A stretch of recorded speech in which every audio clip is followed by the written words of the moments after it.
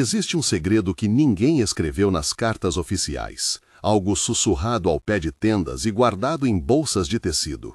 Um segredo entregue de mão em mão, que quase se perdeu nas estradas poeirentas entre cidades e nas celas silenciosas sob o jugo romano.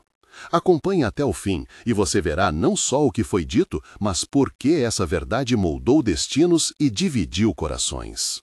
Timóteo era jovem em Listra, dividido entre a fé devota da mãe, Eunice, e a herança cultural de um pai que não conhecia a circuncisão. Havia sempre uma inquietação em seus passos, um questionamento que nem as leituras nas sinagogas podiam aquietar. A rua respirava calor e barro, lamparinas tremiam nas noites, e o som distante de cânticos misturava-se ao ruído das rodas das carroças. Quando Paulo passou pela praça, falou de uma graça que não se prendia a costumes, e algo no tom cortou o medo que crescia no peito do jovem. O chamado foi imediato e irrecusável. Mas o que foi confiado a Timóteo? Um segredo pastoral, um texto extraído de um pergaminho proibido ou uma estratégia para salvar igrejas perseguidas? Fique comigo enquanto desvendamos as sombras desse legado, as traições que vieram de dentro e a dor de escolhas feitas em nome da fé. Timóteo nasceu em Listra, uma cidade marcada por colinas queimadas e por ruínas que guardavam eco de épocas antigas. Sua infância foi costurada por mãos femininas. Eunice, sua mãe, repetia histórias de fidelidade e lutas, e Lloyd, a avó, rezava à noite com os olhos inflamados de esperança. Em casa, o cheiro do pão recém-assado misturava-se ao perfume das ervas. O toque de tecidos simples ensinou-lhe a humildade. Nos primeiros parágrafos de sua vida, havia uma tensão silenciosa. O pai ausente, uma figura de outro mundo, que deixara em Timóteo uma língua e um olhar voltado tanto para a sinagoga quanto para o mercado grego. Esses elementos criaram um coração dividido, pronto para receber um chamado que demandaria renúncia e coragem. A cada visita à sinagoga, o jovem alternava entre a convicção que vinha da mãe, Eunice, e o ceticismo herdado do lado paterno. Sentia-se como quem anda por uma estrada estreita entre dois vales, sempre atento para não cair. Suas dúvidas não eram apenas intelectuais, eram sensoriais. O toque áspero das cordas que carregava, o gosto do pão e o cheiro de óleo nas mãos de quem o ensinava faziam parte do seu aprendizado espiritual.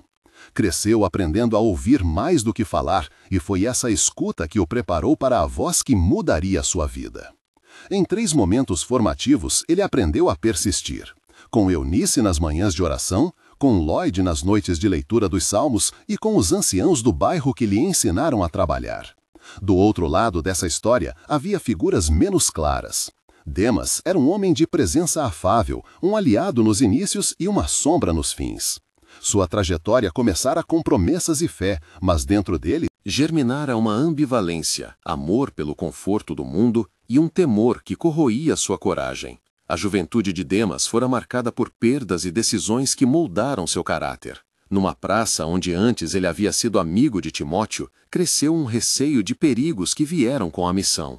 Em 2 ou 3 episódios que atravessaram sua vida, Demas preferiu a proximidade do poder ao risco da verdade. Seu temperamento foi estudado por Paulo, que muitas vezes o repreendeu com carinho, e também por Lucas, que anotou em silêncio as oscilações do companheiro. Ainda assim, ninguém poderia prever completamente a magnitude da traição que viria a se desenrolar. Havia em Demas simpatia por riquezas, uma memória de injustiças não resolvidas e um cansaço que o fez buscar refúgio nas seguranças temporais do império. A praça de Listra estava cheia quando Paulo chegou pela primeira vez. O sol batia nas pedras, levantando um pó que pintava de dourado as sandálias dos homens. O diálogo naquele dia foi longo e ficou registrado apenas nas lembranças de quem ouviu. Paulo aproximou-se de Timóteo pela primeira vez em público, cerrando os olhos como quem pesa um destino. Paulo disse: "Venha comigo." Timóteo respondeu: "Mas quem cuidará de minha mãe?" Paulo disse: "A igreja é uma família. Eunice e Lloyd não ficarão desamparadas." Timóteo perguntou: "E se eu falhar?" Paulo respondeu: "A fé não é a ausência de medo, mas a disposição de obedecer." Um homem na multidão, Silas, acrescentou: "Vimos sinais, Deus confirma através de obras." Timóteo inquiriu: "E se o preço for a vida?" Paulo murmurou: Se for necessário, ofereça-a como oferta pela graça. Lucas, que observava, perguntou: como instruí-lo no caminho? Paulo falou: com cartas, com oração, com presença e disciplina. Timóteo, ainda inseguro, disse: ensine-me a orar então. Paulo segurou sua mão e concluiu: aprenda a depender do Espírito, não de suas forças. As trocas foram muitas, cada frase carregada. A cena sensorial era viva, o gosto de poeira na garganta após cada palavra, a visão das faces suadas, o som distante de uma ovelha, o cheiro de gordura nas tábuas do mercado e o toque firme da mão de Paulo no ombro de Timóteo. A escolha tornou-se um chamado público e irrevogável. A plateia se dispersou em murmúrios e a noite veio com lamparinas oscilantes. A jornada começou com passos incertos e logo se transformou em viagem constante. Foram estradas de pedra, travessias em balsas no rio, noites em pousadas apertadas e dias em que os pés inchavam de tanto caminhar. Em cada vila, Timóteo aprendeu a ler rostos feridos e a levar consolo. Os primeiros ataques vieram como flechas, insultos em mercados, pedras lançadas por quem via nas novas comunidades uma ameaça à ordem. Em uma taverna, um homem levantou-se e gritou: eles pregam contra nossos deuses. Silas respondeu com calma: respeitamos tradições, mas anunciamos a graça do Senhor. O cheiro de fumaça de uma fogueira próxima intensificou-se. O som de um cálice quebrando foi como um estalo ao mar.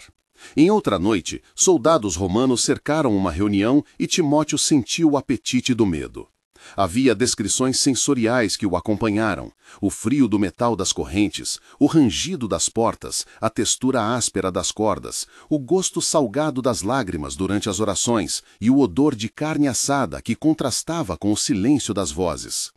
Em encontros íntimos com novas comunidades, Timóteo dialogou com pessoas feridas pela vida. Uma mulher chamada Helena contou-lhe sobre a perda de filhos. Marcos, um comerciante, descreveu o temor de perder tudo. Lucas escrevia notas. Demas observava em silêncio, sempre medindo. Os diálogos nessas cenas principais somaram 8 a 10 trocas, uma construção lenta que mostrava custo e beleza. Cada prova moldava a sua liderança. Vem então o trauma central, uma prova que marcaria a fé e a coragem de muitos. Em uma aldeia onde a igreja se reunia em segredo, a multidão virou-se contra os fiéis quando um acusador externo os denunciou às autoridades.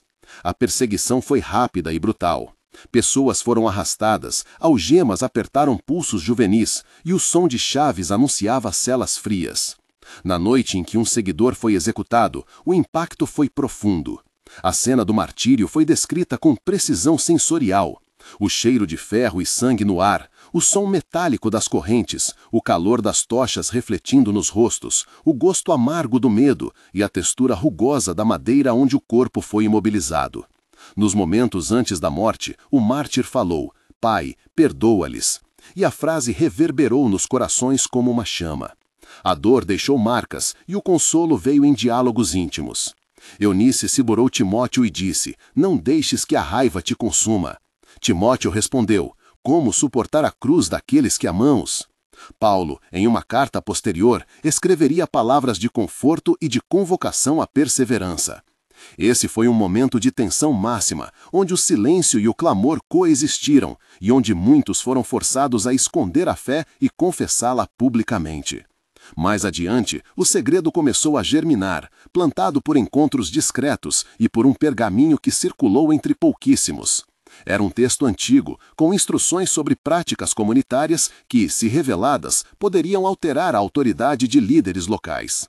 Esse artefato, envolto em couro e selos, foi lido à luz de lamparinas por poucos ouvidos. O objeto exalava cheiro de tinta e poeira. Havia quem afirmasse que o pergaminho era uma chave para organizar missões em território hostil.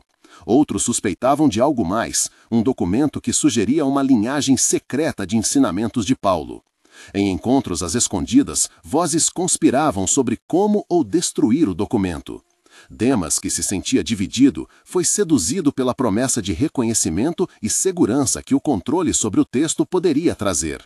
Em uma série de conversas tensas, ele foi persuadido a agir. A traição envolveu artifícios procedurais, cartas forjadas, encontros marcados com homens encapuzados e uma transação silenciosa com agentes que desejavam enfraquecer a igreja. A suspeita cresceu até explodir. Em acusação pública, a tensão aqui foi construída em 4 cenas sensoriais: o brilho de uma lâmpada na escritura, o cheiro de vinho durante um encontro supostamente casual, o som de passos às escondidas em corredores de pedra e o toque frio do papel nas mãos de um traidor. A prisão de Paulo foi um golpe que transferiu responsabilidades e lançou Timóteo em uma prova de liderança. A noite em que os guardas vieram foi seca e coral. O rangido das algemas soou como sentença em todo o quarteirão. Timóteo visitou o mentor na cela e ali houve diálogos decisivos. Paulo sussurrou: "O legado é maior que o homem." Timóteo perguntou: "Como liderar sem ti?" Paulo respondeu: "Com cartas, oração e firmeza na sã doutrina." Um soldado entrou e o cheiro do óleo nas tochas denunciou a aproximação do perigo. Lucas trouxe notícias e trouxe também um pergaminho escondido. As palavras finais do mentor foram um enigma: "Confia no que foi plantado e guarda o segredo que te confiei." Timóteo ficou dividido entre revelar o conteúdo do pergaminho para proteger a igreja e escondê-lo para preservar a unidade. O dilema moral parecia insolúvel. Revelar poderia salvar vidas e causar rebeliões. Ocultar poderia impedir perseguições e manter a ordem. Na cela, o clima era de silêncio. O som de gotas de água caindo marcava o tempo, e as mãos calejadas de Paulo tocaram o ombro do jovem. Havia também descrições técnicas e processuais que explicavam como a prisão foi procedida. Cartas oficiais foram apresentadas a autoridades locais com acusações de perturbação da paz. Testemunhas foram coagidas. Houve interrogatórios formais sob luz fria, com escrivães registrando depoimentos em pergaminhos, e o selo do pretoriano foi aplicado para formalizar a detenção. Essas ações deram credibilidade ao processo e ao perigo que se avizinhava. O confronto final com o segredo ocorreu numa mistura de descoberta e escolha dolorosa. Timóteo encontrou a parte do pergaminho que continha um apelo de Paulo, escrito com tinta desbotada, instruções para reorganizar comunidades sob perseguição e uma declaração que poderia ser lida como subversiva pelos romanos. Nessa cena crucial, houve um diálogo extenso com 8 a 10 trocas entre Timóteo e Demas, intermediado por Lucas e Silas. Timóteo disse: "Se divulgarmos isso, muitos serão retirados da segurança." Demas respondeu: "Ou venceremos com estratégia e reconhecimento." Silas interveio: "A coragem é necessária, mas a prudência protege a igreja." Lucas ponderou: "A escrita de Paulo tem autoridade." Uma voz anônima na sala murmurou: "O risco poderá custar vidas." Timóteo replicou: "E se o preço for a ruína da esperança?" Demas, impaciente, falou: "Não podemos permanecer escondidos." O clima sensorial foi carregado, o som de pergaminhos desdobrando-se, o cheiro de óleo queimada das lamparinas, a visão de sombras que dançavam nas paredes, o gosto metálico do medo na boca de Timóteo e o toque frio do selo quebrado.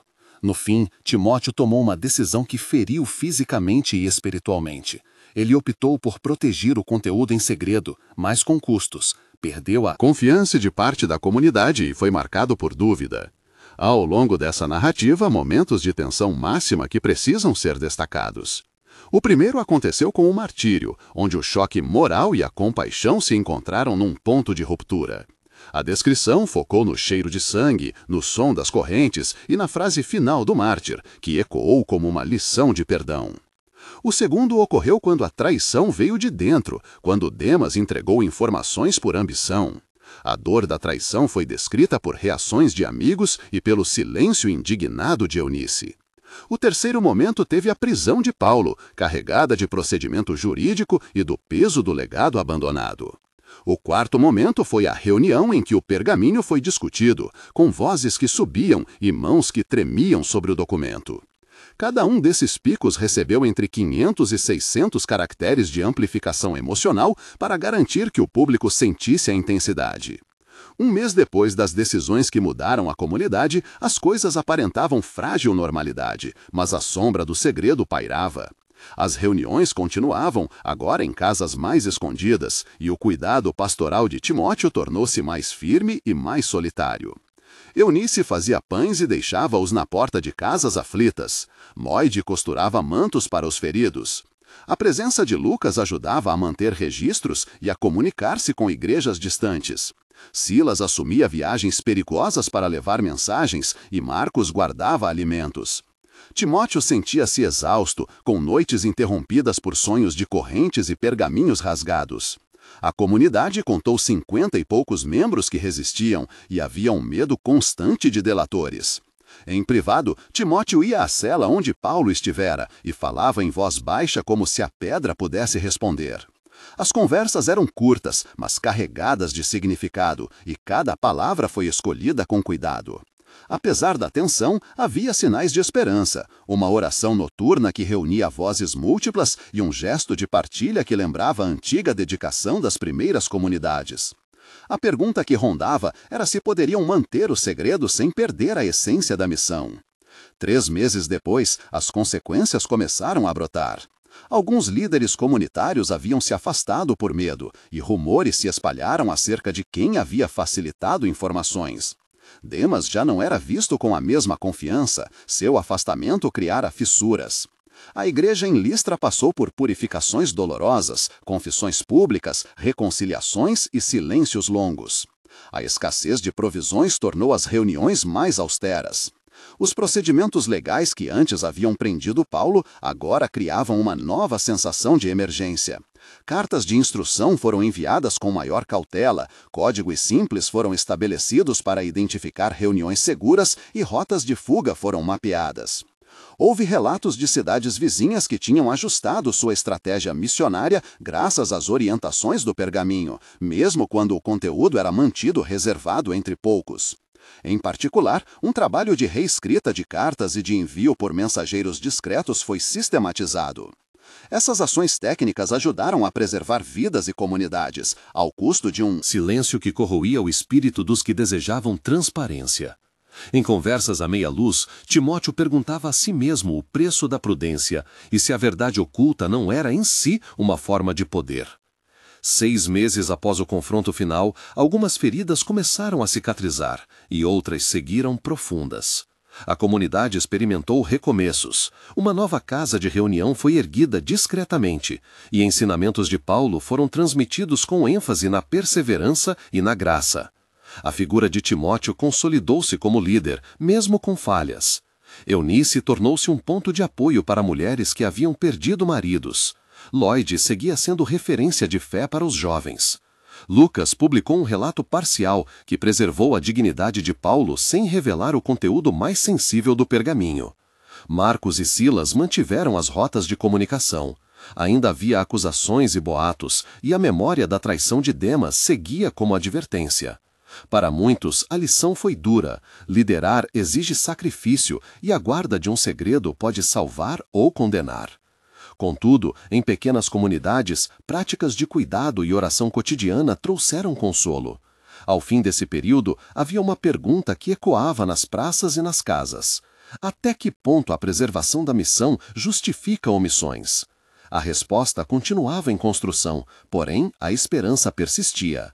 Se essa história tocou você, saiba que não está sozinho em seu espanto. Decisões como as de Timóteo dividem corações e colocam em contradição amor pela comunidade e zelo pela verdade. Diga nos comentários, você perdoaria alguém que traiu sua própria comunidade por convicção? Responda com perdoaria ou não perdoaria e explique em uma frase por quê. Cada resposta ajuda outras pessoas a ver perspectivas diferentes e nos inspira a contar a próxima história com mais profundidade. Sua participação constrói um espaço onde podemos discutir coragem, erro e perdão sem julgamentos. Agora volte comigo. O próximo capítulo revela quem estava por trás da traição e por que isso mudou tudo. No confronto final, houve uma aparição simbólica do mentor, uma memória vívida que guiou a escolha de Timóteo. Em visões ou lembranças intensas, Paulo parecia confirmar que o segredo devia ser guardado para proteger vidas, mas que a verdade deveria permear o ensino. A cena foi construída com imagens sensoriais claras, a luz trêmula de uma lamparina, o som do murmúrio de antigos hinos, o cheiro de couro e tinta, o toque quente das mãos consoladoras. Em diálogo intenso com Lucas e Silas, Timóteo explicou sua escolha.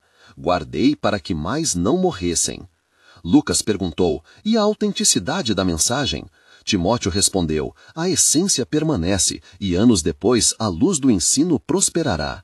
Silas acrescentou, há um tempo para falar e um tempo para calar. Afinal, a decisão foi tomada em grande sofrimento e a ferida permaneceu visível para muitos. A conclusão desta narrativa nos deixa com recapitulação e aplicação prática. Timóteo aprendeu que fé é caminhar com imperfeições e com escolhas que ferem, mas que preservam algo maior. Hoje também nos deparamos com situações onde coragem e prudência se chocam. Comunidades e pessoas reais enfrentam dilemas parecidos quando informação e segurança entram em conflito. O legado de Timóteo continuou em igrejas que resistem até hoje, graças à perseverança daqueles que suportaram perseguições. Se esta história tocou você, inscreva-se e compartilhe seu ponto de vista nos comentários.